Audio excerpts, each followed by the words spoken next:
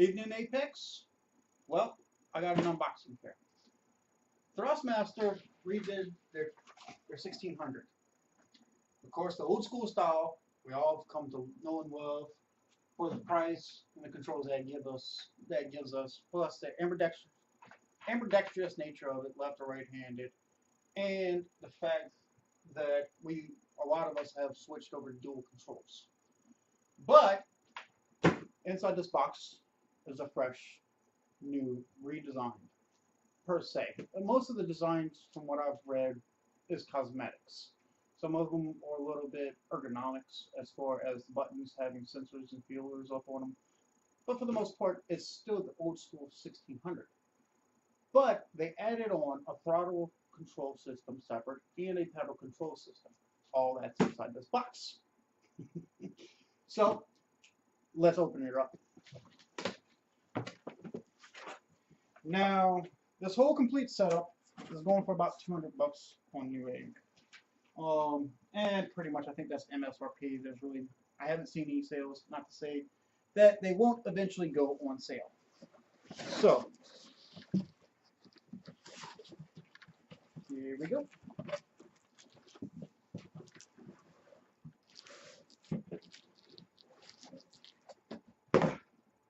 Oh, that's the ceiling fan. That's not bad, is it?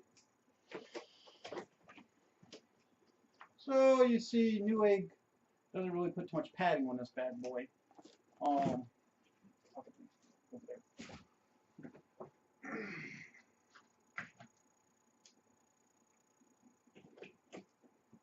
So the box does have one dent up in it.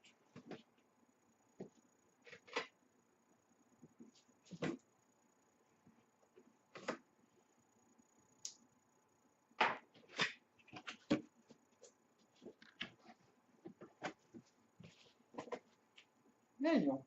Who reads a stinking manual? Joking.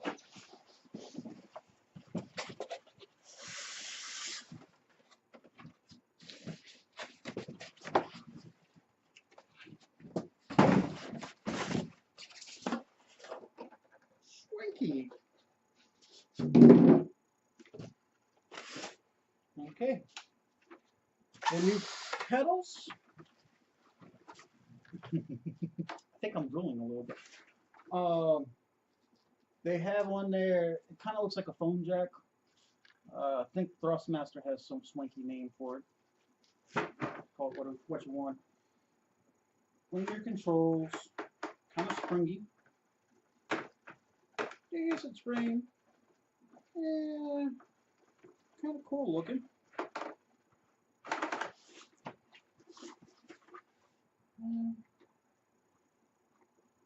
Little rubber foot pads on the bottom.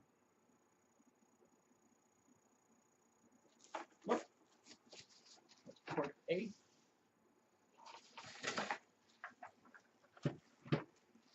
Next up is the throttle control. Now, this is linear, meaning it goes straight forward and back. It's not rotary, as in here is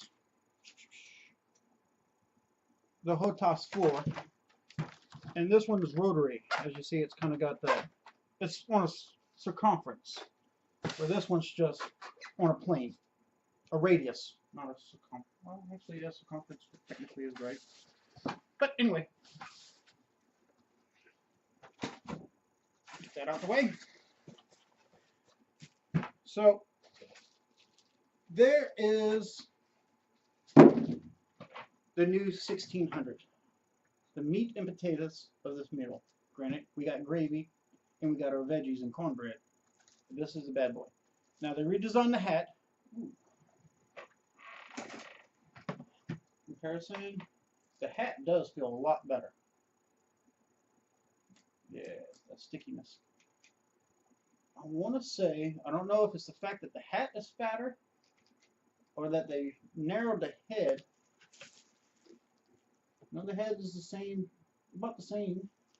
I'd have to get a caliper out to find the difference. That's how close it is. They went with an orange. I'm not a big fan of orange. But that's cosmetics. Really, if it's that big of an irritation, get spray paint. But the buttons are, the top three buttons are pretty much in the same position. It just feels better because the hat is wider. Of course, they do include the little things to make it left and right. The switch is pretty much the same, except for they went with that clear orange. There's a groove. Where this one is rigid, has the horizontal lines going across.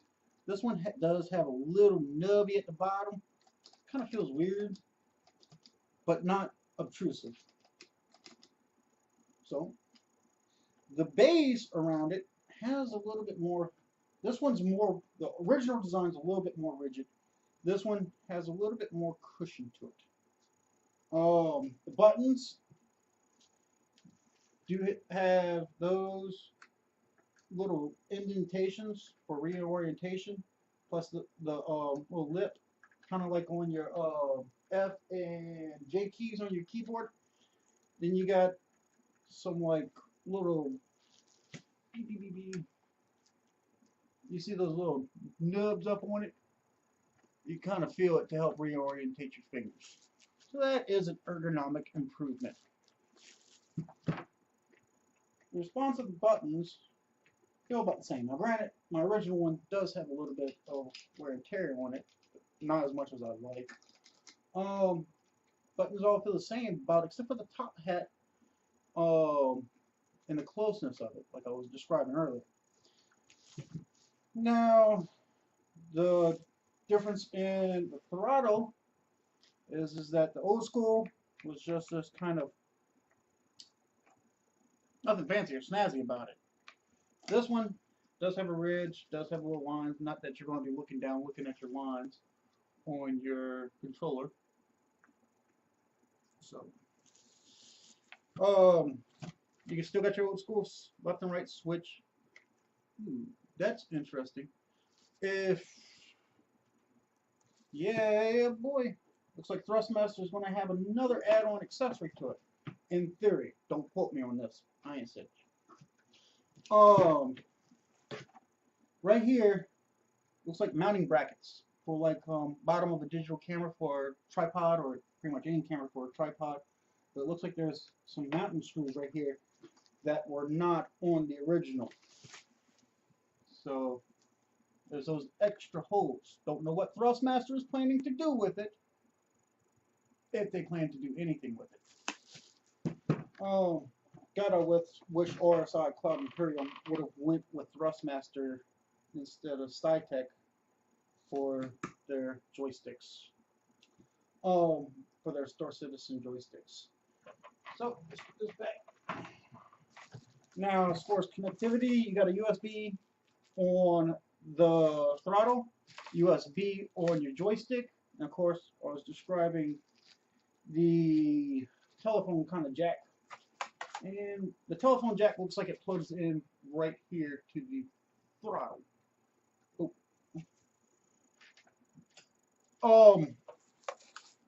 Nothing snazzy about the throttle's base. No little hidden jewels up in it. The buttons, you got your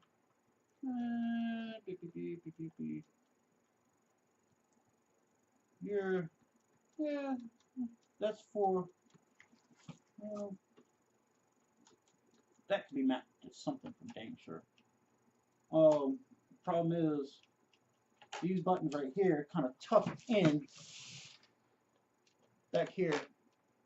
So if you're going to use that for left and right strafing, or most of the time, I guess in a flight simulator where you have a flap on your tail, that would be good for that.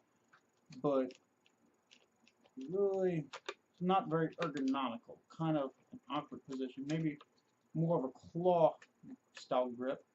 You have another hat switch on the side, and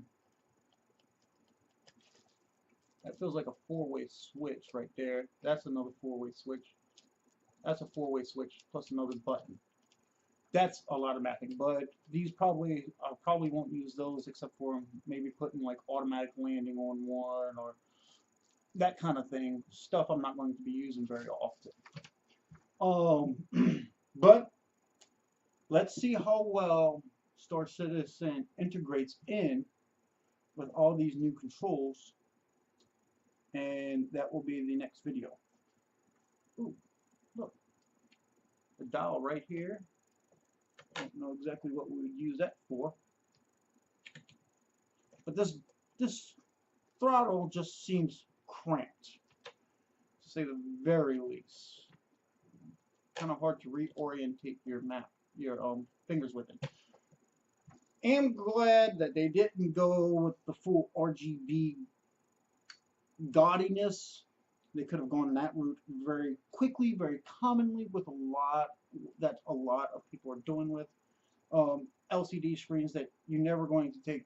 Well, I won't say never. So I guess some people might use them. Otherwise, they've never put it integrated into joysticks and other peripherals. But you really don't want to take your eyes off the screen during a combat scene to look down at an LCD screen. Maybe if we were playing something slower, that'd be a different story. You should be able to do all this by feel so that you keep your eyes on the target. Now, of course, I do see a lot of potential. Now, the Orion and the Starfarer are my two big dogs and my two primary ships, honestly. So I can see a lot of use, maybe for engaging the fuel collector, that kind of thing, or my radars, depending upon what station I'm manning at the time. There may be applications for the bigger dogs.